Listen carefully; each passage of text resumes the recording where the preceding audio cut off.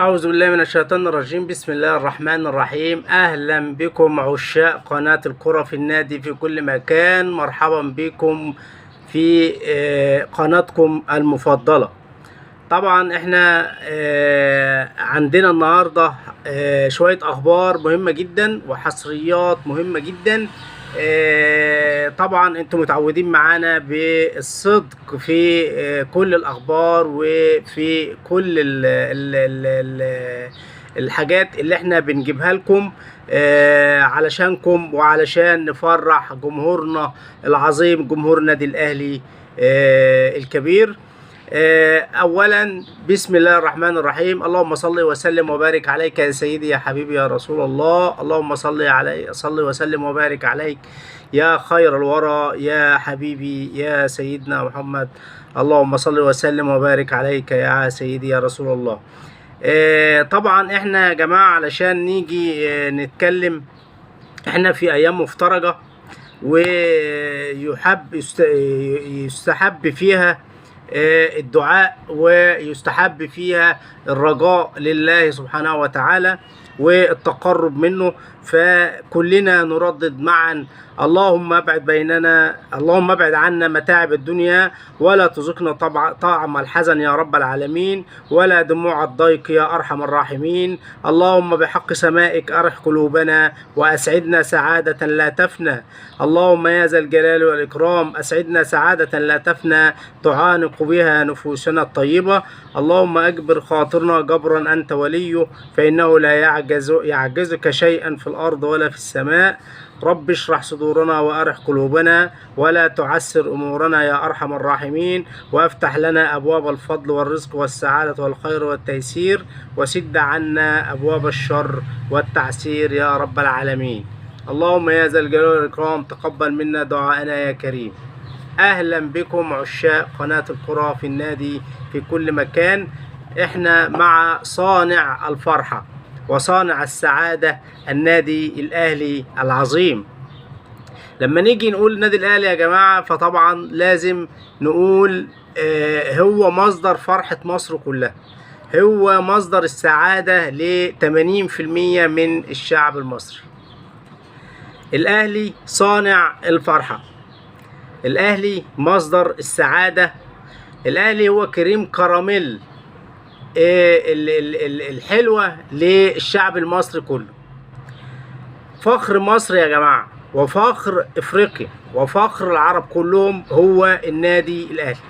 انه النادي الاهلي يا سادة مصدر السعادة وصانع الفرحة لجماهير مصر كلها وللشعب العربي والشعب الافريقي والشعب العالم العربي كله. هو مصدر فرحتها هو النادي الاهلي بدون منافس وبدون ما يعني نعظم ونفخم. هو مصدر السعادة للجماهير العربية كلها. اول حاجة بنقولها من مصادر هامة جدا ان الاحصائية الخاصة بالاتحاد الدولي عن الشهر الماضي اصدرت الاحصائيه بتاعتها. الاتحاد الدولي اصدر الاحصائيه بتاعته ان النادي الاهلي مصدر السعاده يا جماعه وفخرنا كله، خامس العالم. النادي الاهلي في المركز الخامس في الاحصائيه اللي اصدرها الاتحاد الدولي عن الشهر الماضي للتاريخ والاحصاء. النادي الاهلي خامس العالم في التصنيف بناء على نتائجه المحليه وبناء على نتائجه الافريقيه. النادي الاهلي خامس العالم بعد مين؟ النادي الاهلي خامس العالم بعد نمره 1 ريال مدريد، نمره 2 مانشستر سيتي، نمره 3 فلامينجو، نمره 4 بنفيكا البرتغالي، نمره 5 النادي الاهلي المصري. إنه النادي الأهلي يا سادة إنه فخر العالم العربي وفخر مصر وفخر إفريقيا كلها، صانع الفرحة ومصدر السعادة.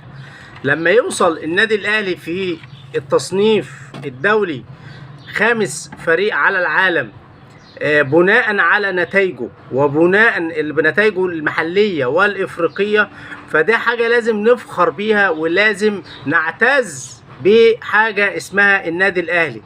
منظومة النادي الأهلي لازم نوجه ليها الشكر، عشان احنا جماهير وفية، وعلشان احنا جماهير لازم زي ما بننقض في وقت الإخفاق، وزي ما بنقول لأ وبنزعل وكده، لا لازم النهاردة نرفع راسنا ونقول ونرفع الناس دول على رؤوسنا ونشكرهم على المجهود اللي هم عملوه واللي هم بيبذلوه. فتحية إلى كل منظومة النادي الأهلي من كبيرة لصغيرة. تحية إلى الكابتن الخلوق قائد جمهورية النادي الأهلي الكابتن محمود الخطيب. الكابتن محمود الخطيب اللي رغم تعبه ورغم مرضه ما بيسيبش النادي الأهلي، ما بيسيبش اللعيبة، دايما واقف في ظهرهم، دايما واقف معاهم، دايما موجود معاهم في كل كبيرة وكل صغيرة، بيشد من أزرهم وبيحمسهم.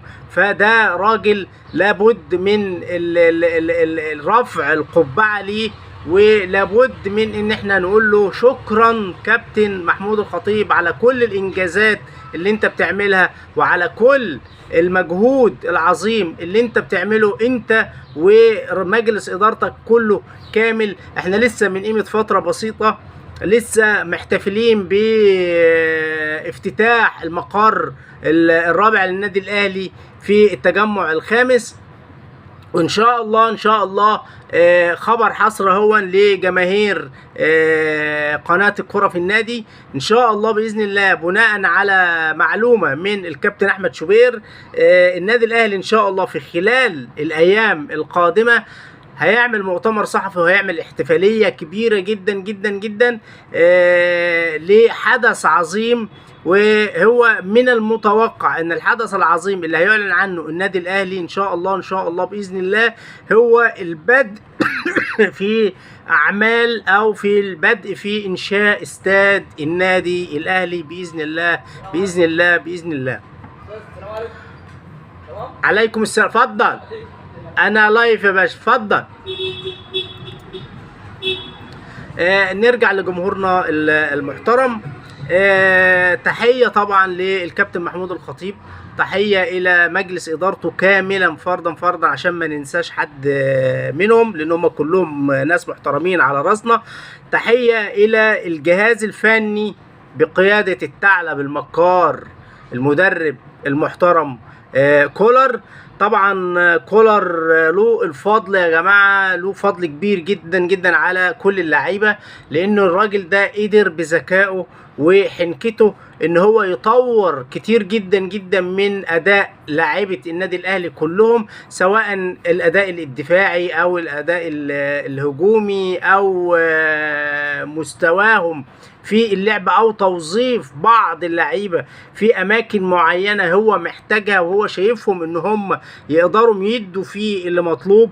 فالراجل ده تحيه ليه هو والجهاز الفني كاملا، لان هو قدر يطور من الاداء الفني والخططي والتدريبي لكل اللعيبه. وتحيه كبيره جدا جدا للعيبه بالتزامهم واحترامهم وتنفيذهم لتعليمات مدربهم وتنفيذ كل ما يطلب منهم، واللعب بحماس واللعب برجولة، وزي ما بنقول أكل النجيلة لحصد البطولات للنادي الأهلي وإسعاد الجماهير المرتبطة بيهم جماهير النادي الأهلي. تحية لكل منظومة النادي الأهلي من كبيرهم لصغيرهم، عشان ما نقدرش ننسى حد وننسى المجهود الكبير والعظيم اللي هم بذلوه واللي هم بيبذلوه. وان شاء الله ان شاء الله باذن الله من بطولات الى بطولات قادمه ان شاء الله يحققها النادي الاهلي باذن الله باذن الله، لان طبعا النادي الاهلي ما بيكتفيش على بطوله ولا بيقعد يتغنى بالبطوله اللي هو خدها شهرين ثلاثه ولا لا لا لا لا، احنا بنخلص البطوله تاني يوم مباشره النادي الاهلي بيفكر في البطوله اللي بعدها. وده عهدنا بلاعيبه النادي الاهلي، وده عهدنا بالنادي الاهلي نفسه وقيمه ومبادئه والمنظومه اللي ماشي عليها النادي الاهلي من تاريخ الازل، من اول انشاؤه 1907.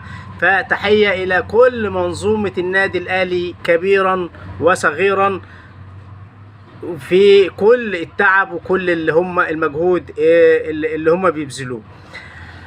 اللهم صل وسلم وبارك عليك يا سيدي يا حبيبي يا رسول الله.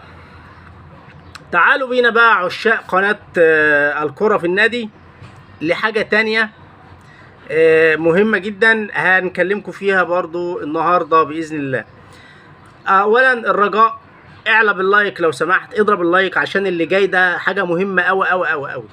اعلى باللايك، اضرب اللايك واعمل مشاركة واعمل تفعيل الجرس فضلا وليس أمرا منكم. انتوا على دماغنا وعلى راسنا من فوق، جمهورنا الحبيب ومتابعين قناة الكرة في النادي. حاجة مهمة جدا هنقولها، هنغني، هنقول ايه؟ سطلنا سطلنا سطلنا سطلنا سطلنا. الأغنية دي عاملة مشكلة كبيرة جدا جدا جدا، ونقدر نقول ايه؟ هنقول هنقول ايه بس. الاغنيه دي انا يا جماعه عامله ترند عالي جدا جدا، وعامله مشكله كبيره جدا جدا جدا. ايه هي المشكله؟ المشكله بان رئيس نادي الزمالك المعزول مرتضى منصور بيهدد ان الاغنيه دي لو تغنى بيها جمهور النادي الاهلي في مباراه الاهلي والزمالك القادمه هينسحب نادي الزمالك من المباراه. هل ده يعني بالله عليكم ده كلام؟ ده كلام؟ يعني جمهور النادي الاهلي لو غنى الاغنيه دي في مباراه الاهلي والزمالك اللي جايه هيصدر قرار من المعزول. شوف خلي بالكم احنا بنقول المعزول لان في كارثه بتحصل اليومين دول، هنتكلم عليها في الخبر اللي جاي. ده كارثه، يعني كارثه كبيره جدا جدا جدا. رئيس نادي الزمالك المعزول بيقول ان لو تم جماهير النادي الاهلي غنت اغنيه سطلانه دي هينسحب من المباراه اللي جايه بين الاهلي والزمالك. عليكم انتوا ان انتوا تتخيلوا الكلام، تخيلوا الموضوع، تخيلوا يعني انا مش لاقي كلام، يعني مش هقدر اقول كلام حفاظا على الجمهور العظيم، جمهور قناة نادي الكرة في النادي، علشان انا يعني ما اقدرش اقول كلام يقول يعني كلام وحش يزعل حد. اللهم صل وسلم وبارك عليك يا سيدي يا حبيبي يا رسول الله. اللهم صل وسلم وبارك عليك يا سيدي يا حبيبي يا رسول الله. اللهم صل وسلم وبارك عليك يا سيدي يا حبيبي يا رسول الله. لايك وشير، وتعالوا بينا الى الخبر القنبلة بتاع النهاردة، الخبر اللي هيهز مصر.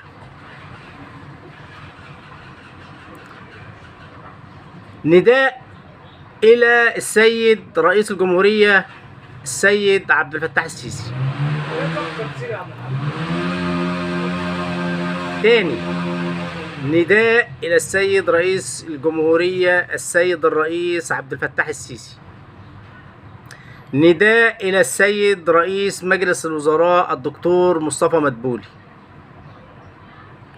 احنا يا جماعة بنقول بان بلدنا المحترمة جمهورية مصر العربية العظيمة دولة مؤسسات، دولة قانون، واحترام القانون على كل كبير، واجب على كل كبير وكل صغير. احترام القانون واجب على كل كبير وكل صغير يا سادة. لابد من تطبيق القانون على الكبير قبل الصغير، لان ده ما ينفعش. اتفضلوا يا سيادة الرئيس، يا سيادة رئيس مجلس الوزراء إنه نطالب بإقالة وزير الشباب والرياضة. من فضلكم نطالب بإقالة السيد وزير الشباب والرياضة الدكتور أشرف صبحي. احنا ما بنطالبش بإقالته اننا بينا وبينه خصومة او احنا بينا وبينه حاجة شخصية او اي حاجة. الراجل كشخص على عيننا وعلى راسنا، راجل محترم، راجل نزيه، راجل فوق مستوى الشبهات، لكنه ضعيف في تنفيذ القانون يا سادة. الدكتور أشرف صبحي ضعيف في تنفيذ القانون يا سادة. يا سيادة رئيس الجمهورية، الدكتور أشرف صبحي ضعيف في تنفيذ القانون. يا سيادة رئيس مجلس الوزراء، الدكتور أشرف صبحي ضعيف في تنفيذ القانون. إزاي يكون عندنا حكم قضائي بعزل مرتضى منصور من رئاسة نادي الزمالك ويعجز السيد الوزير في تنفيذ القانون وتنفيذ الحكم القضائي؟ إلى الآن من يوم صدور الحكم لحد النهاردة والسيد وزير الشباب والرياضة عاجز عن تنفيذ قرار المحكمة أو الحكم القضائي بعزل مرتضى منصور وإبعاده عن الساحة الرياضية بحكم القانون وبحكم الحكم القضائي الصادر ضده. إزاي يا سادة؟ يعني ده يدينا، احنا كنا جينا فترة وقلنا ان القانون لما هو برضه طلع وقعد برضه يهيص وقعد يزعق وانا ما بسيب، مش القانون ما بيتنفذش عليا ومش عارف ايه، كنا زعلانين جدا، بنقول ان القانون ما بيتنفذش على الكبار لكن بيتنفذ على الغلابة والصغيرين بس. النهاردة هو اثبت بان القانون لا ينفذ على الكبار، هو بينفذ على الصغيرين بس. لما يصدر امبارح بيان من مرتضى منصور بيقول ان مجلس ادارة نادي الزمالك اخذ قرار بتفويضه كرئيس لنادي الزمالك، يبقى فين تنفيذ القانون يا سادة؟ فين تنفيذ القانون يا سادة وزير الشباب والرياضة؟ حضرتك موجود فين؟ حضرتك ما سمعتش الكلام دون؟ حضرتك ما شفتش البيان ده؟ فين تحركاتك؟ فين تحركات الشباب بتاع وزارة الشباب والرياضة في تنفيذ القانون؟ ما ينفعش يا سادة، ما ينفعش يا حضرات. احنا دولة قانون وما زلنا متمسكين بان احنا دولة مؤسسات ودولة قانون، وعلى رأسها الرئيس المحترم الرئيس عبد الفتاح السيسي. لكن نيجي لنقط معينة زي دي تعمل برجلة في دماغ الشعب المصري ودماغ الناس ان القانون، ويشوفوا الوضع اللي قدامهم بان القانون لا ينفذ على الكبار بيتنفذ على الغلابة. فده ما يرضيش حد، وما يرضيش رئيس الجمهورية ولا يرضي رئيس الوزراء ولا يرضي السيد الدكتور أشرف صبحي رئيس وزير الشباب والرياضة. ما يرضيش حد في مصر يا سادة، ما يرضيش حد في مصر يا سادة الكلام اللي بيحصل على الساحة الرياضية في مصر والبهدلة اللي شايفاها الرياضة المصرية في الأيام دي يا سادة. ما ينفعش، والله ما ينفع.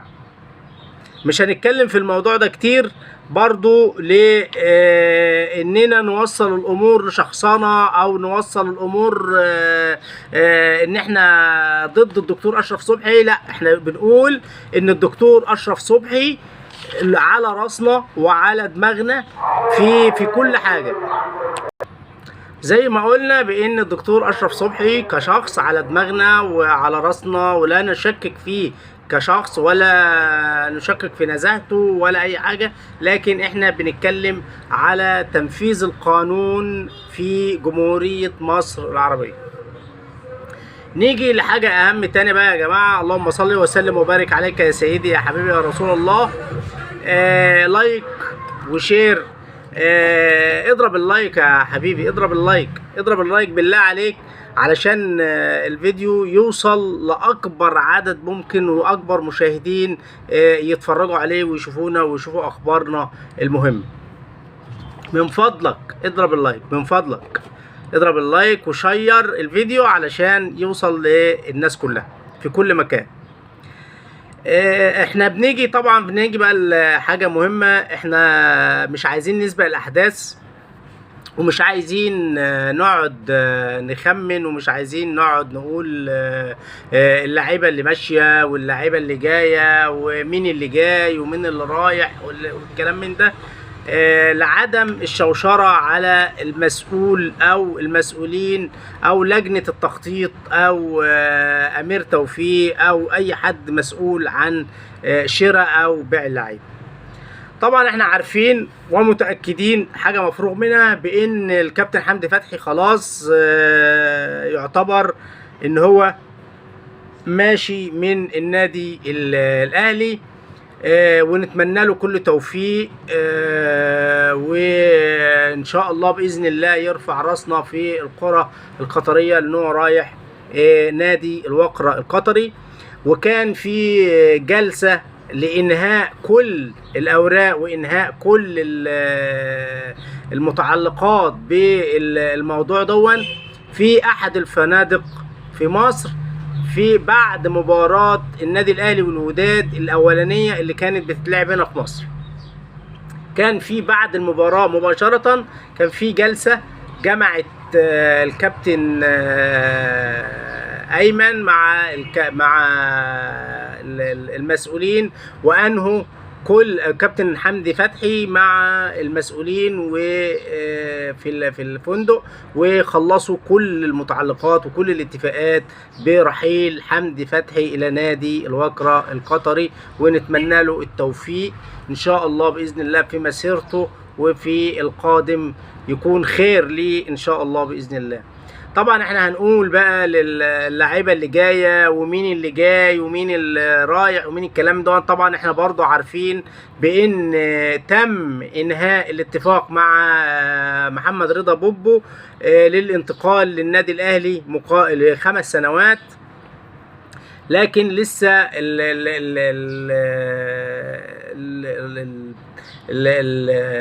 اللهم صل على النبي، لسه الخبر ما اتقالش رسمي على لسان النادي الاهلي، لكن هم خلصوا فعلا، ومحمد رضا بوبو مضى 5 سنوات، والمسؤولين في فيوتشر متحفظين على هذا الكلام، ولسه ما اعلنوش رسمي عن انتقال محمد رضا بوبو لمدة 5 سنوات للنادي الاهلي.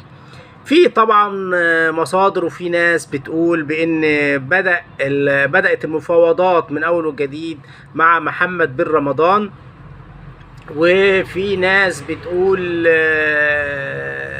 ان في مفاوضات مع لعيبه، وطبعا الكلام ده كله طبعا احنا عارفينه، الكلام ده كله احنا مش عايزين نردده، لان طبعا احنا لو فضلنا نردد وكلنا هنقول لك بقى ايه، في ناس بتهبد وناس بتقول وناس بتقول الاخبار من دماغها، واحنا مش عاوزين نوصل للمرحله دي، لان احنا متعودين معاكم على الخبر الصحيح والمصداقيه في الخبر. الخبر الصحيح والمصداقيه في الخبر هم الخبرين اللي احنا بنقولهم دول، اللي هو انتقال حمدي فتحي لنادي الوقرة القطري، هو توقيع محمد رضا بوبو على الانتقال للنادي الاهلي لمدة 5 سنوات. دول اهم خبرين يعتبروا انتهوا تماما. لكن احنا هنقول بقى مفاوضات مع اللاعب الفلاني، مفاوضات مع النادي الفلاني، مع ده مجرد ده كلها تخمينات ومجرد هبد، واحنا ما بنخشش في الطريق دون، لان احنا ما بنحبش نضلل جمهورنا المحترم وجمهور قناة الكرة في النادي. احنا نطلع نقول لكم على كل ما هو جديد وكل ما هو صحيح وكل ما هو حصري، وده اللي احنا متعودين معاكم عليه. وما تنسوناش في الدعاء في الأيام المباركة المفترجة عند ربنا سبحانه وتعالى، ولا تنسوا صيام العشر أيام القادمة إن شاء الله بإذن الله، اللي ربنا سبحانه وتعالى أوصانا بهم وأقسم بهم ليالي مفضلة عنده سبحانه وتعالى. واللهم صل وسلم وبارك عليك يا سيدي يا حبيبي يا رسول الله. الدعاء إلى الله والتضرع إلى الله في هذه الأيام المباركة مقبول إن شاء الله، وربنا يتقبل منا ومنكم صالح الأعمال، ويتقبل منكم الدعاء، ويتقبل منكم الصيام الليالي العشر إن شاء الله بإذن الله، ويبلغنا وقفة عرفات إن شاء الله يوم عرفة بإذن الله تعالى. وكل عام وأنتم بخير.